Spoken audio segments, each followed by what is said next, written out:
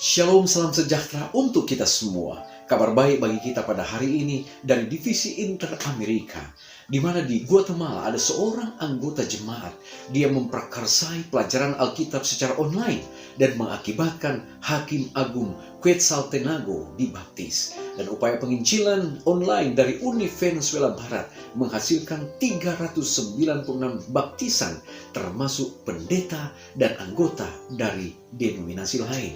Kemudian dari Beverly T, dia mengabarkan bahwa kami terus berdoa sebagai kelompok. Bahkan setelah 100 hari berakhir, kami berkomitmen untuk terus berdoa kepada Tuhan. Kemudian dari Lilian K, dia mengatakan bahwa sejak 100 hari berdoa dimulai, dia telah menghabiskan waktu makan siangnya untuk berdoa di tempat kerja.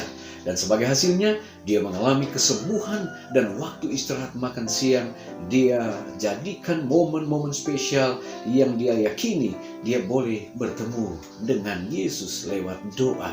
Ada begitu banyak laporan yang telah disaksikan, baik dari jemaat-jemaat, dari keluarga, dari pasangan, kemudian pribadi yang telah mengalami kebangunan rohani, penyembuhan, ada peluang misi dan berkat khusus Allah selama 100 hari berdoa.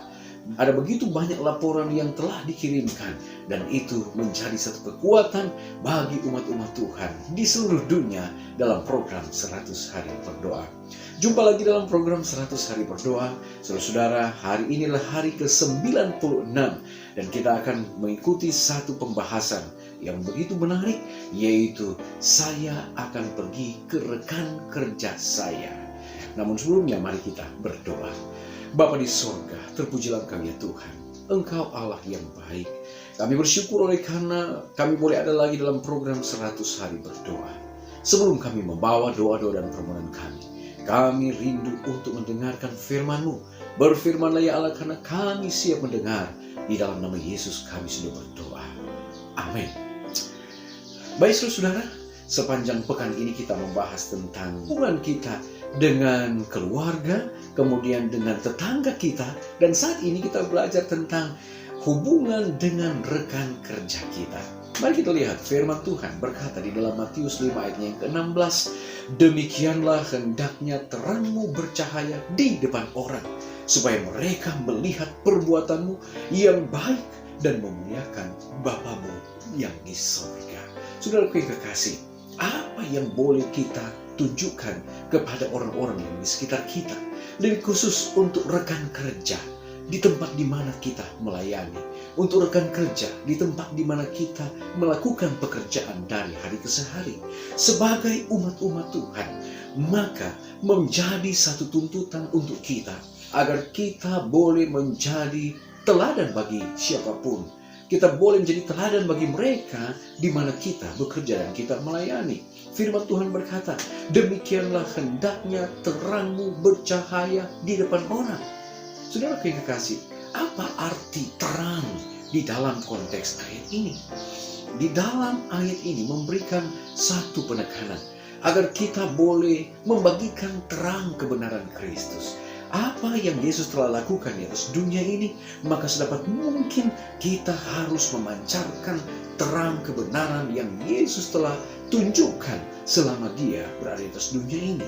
Lewat lifestyle, lewat gaya hidup, lewat pola hidup yang kita lakukan sehari-hari, maka kita harus menunjukkan tabiat seorang umat Tuhan kepada siapa kita bertemu, kepada siapa kita berbagi, dan kepada siapa kita melakukan akan aktivitas kita. Saudara yang kekasih, ada kata perbuatan di sini, supaya mereka melihat perbuatanmu yang baik. Ternyata kehidupan yang baik sangat dirindukan oleh Yesus untuk dilakukan oleh umat-umatnya. Perbuatan baik yang harus kita lakukan seperti apa? Menolong mereka, care kepada mereka, memberikan perhatian, dan setiap tingkah laku yang kita lakukan haruslah memberikan satu daya tarik dan sehubungan dengan gaya hidup Kristen, pola hidup yang Yesus rindukan untuk kita lakukan sebagai orang-orang percaya. Saudara yang kekasih, di dalam buku Ministry to the Cities halaman 108, di sana dituliskan, dari terang yang Allah berikan kepada saya, Saya tahu bahwa tujuannya hari ini sangat membutuhkan perwakilan kebenaran Alkitab yang hidup. Para pendeta yang diurapi tidak sanggup untuk tugas itu sendirian. Allah memanggil bukan hanya para pendeta, tetapi juga para dokter, perawat, penginjil literatur, pekerja Alkitab, dan orang awam yang ditabiskan dari berbagai talenta yang memiliki pengetahuan tentang kebenaran saat ini untuk memenuhi kebutuhan kota-kota yang belum diperingatkan. Seharusnya ada 100 orang percaya yang aktif terlibat dalam pekerjaan misionaris pribadi, di mana sekarang hanya ada 1. Waktu berlalu dengan cepat. Ada banyak pekerjaan yang harus dilakukan sebelum pertentangan setan akan menutup jalan. Setiap lembaga harus dipastikan bekerja agar kesempatan yang ada dapat diambil secara bijaksana. Saudaraku yang kekasih, tugas untuk membagikan kabar keselamatan bukan hanya kepada pendeta, bukan hanya kepada ketua jemaat, tetapi dari berbagai latar belakang tugas dan pekerjaan kita. Kita adalah satu tubuh yang harus bekerja sama di dalam menjalankan misi agung yang Yesus telah perintahkan bagi kita.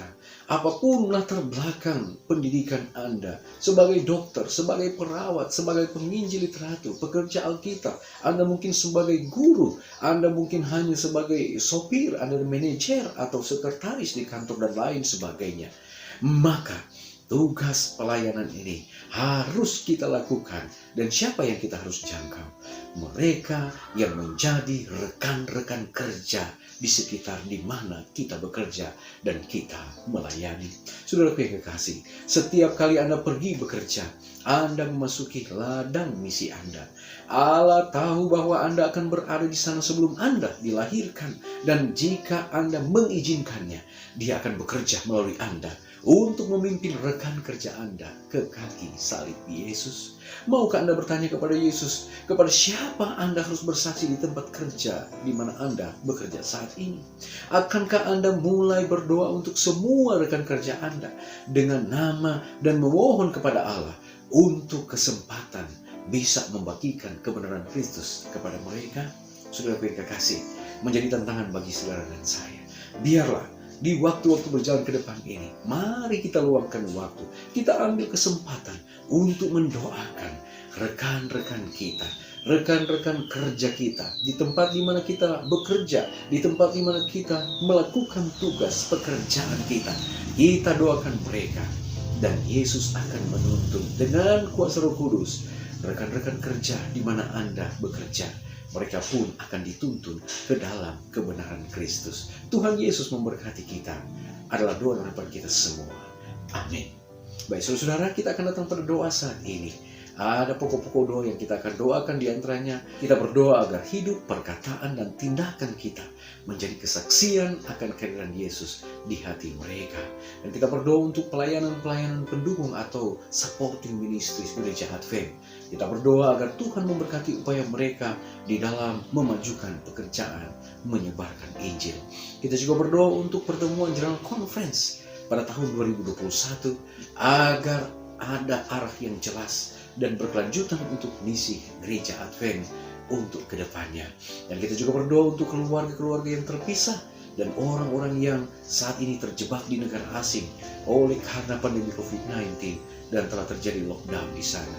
Kita berdoa agar mereka boleh menggunakan waktu yang menantang ini untuk menjadi terang bagi Kristus dimanapun mereka berada. Baik, puji Tuhan saudara, mari kita luangkan waktu kita saat ini untuk kembali berdoa kepada Tuhan. Kita satu di dalam doa. Bapa di sorga, kami bersyukur Tuhan oleh karena kebaikan-Mu menjadi bagian kami. Kami boleh mendengarkan firman Tuhan saat ini. Untuk mana kami harus bekerja melayani Tuhan dengan sesuai dengan talenta dan karunia yang Tuhan percayakan bagi kami. Dan kami percaya Roh Kudus akan menuntun kami sehingga di tempat di mana kami melayani, kami bekerja, kami boleh membagikan kabar keselamatan bagi rekan-rekan kerja kami. Bapa di surga, kami mau berdoa Tuhan untuk supporting ministries yang berada di seluruh dunia, di mana mereka meluangkan waktu untuk mensupport akan pekerjaan penginjilan. Tuhan berkati agar mereka boleh memiliki satu kemampuan untuk membagikan kabar keselamatan. Dan setiap kebutuhan-kebutuhan mereka untuk jalannya layanan ini kiranya Tuhan akan siapkan. Kami juga mau berdoa Tuhan untuk kegiatan GC Season yang akan diadakan pada tahun 2021. Tuhan kiranya berkati. Kami mau berdoa Tuhan untuk arah yang jelas dan untuk kelanjutan dari organisasi kami. Kami percaya Tuhan akan menuntun sehingga gereja kami, organisasi kami akan terus berkembang ke seluruh dunia. Nama Tuhan dipuji, dimuliakan. Kami juga berdoa untuk keluarga-keluarga yang terpisah oleh karena pandemi COVID-19 ini. Tuhan berkati mereka. Ada yang tidak bisa bertemu oleh karena terjadi lockdown. Biarlah mereka boleh dituntun oleh Tuhan. Bahkan di waktu-waktu yang sulit ini mereka boleh membagikan kabar keselamatan bagi banyak orang. Terima kasih Bapa. Terima kasih oleh karena Engkau mendengar doa kami. Ampuni dosa kami. Dalam nama Yesus kami sudah berdoa. Amin. Puji Tuhan saudara, pertemuan kita saat ini telah selesai. Kita akan jumpa lagi pada besok hari. Mari kita berdoa. Kita tidak berdoa sendirian. Tuhan Yesus memberkati kita. Amin.